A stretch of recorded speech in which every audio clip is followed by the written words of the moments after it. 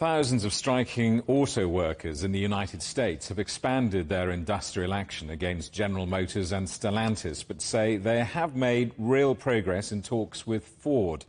Approximately 12,700 United Auto Workers members protesting against the Detroit three automakers have been striking for a week over pay, a row that now threatens to impact economic growth in the United States. Well, let's talk to Kalea Hall, who's a reporter for the Detroit News. Kalea, good to see you. What news? What is the latest? Is there a deal in the pipeline? What's going on?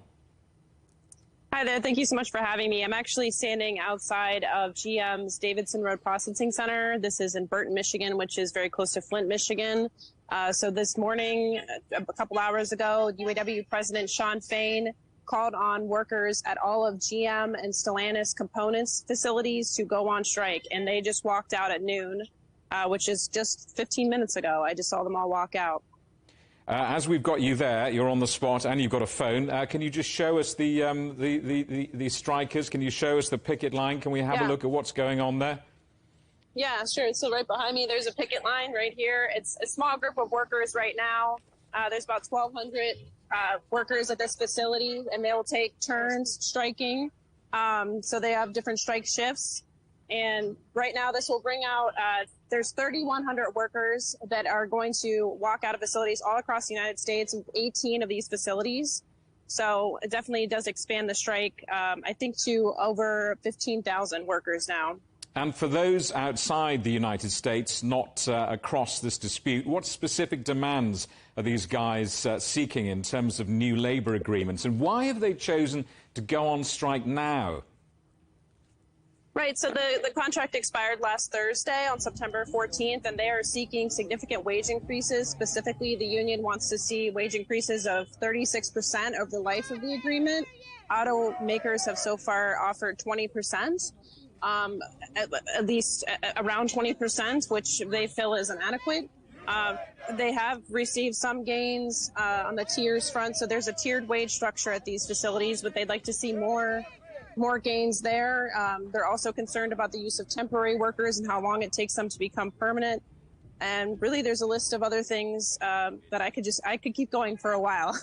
Well, so we're pretty far apart on these talks still. These three big car companies obviously hugely disrupted. I guess the competition is rubbing its hands and delighted. I mean, how important is it for all of these parties involved to get around the table and try to resolve this dispute? Right, so the automakers, of course, are very concerned about their competitive costs. They want to ensure that their labor costs stay where they're at so they can compete against the foreign automakers who do not have a unionized workforce. This is Toyota, Honda, Tesla, etc. So yes, they're still talking, which is good. We're not at an impasse here. There's still dialogue going back and forth. And there's been significant progress, as we understand, with the UAW and Ford.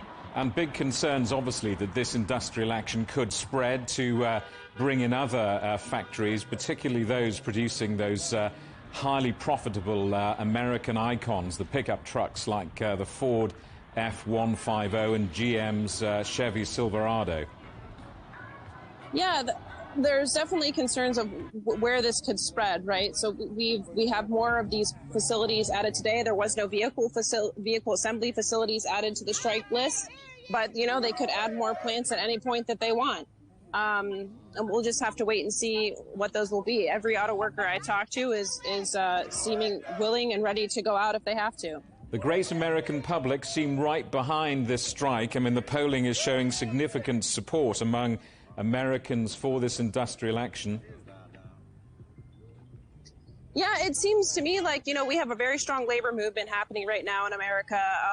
I'm sure you've seen the headlines about the Starbucks workers, and, you know, obviously we have the writers and actors strike happening at the same time. So there is definitely a feeling of support for the union. And these car companies are an integral part of the U.S. economy. I mean, they really are really important for U.S. growth, aren't they?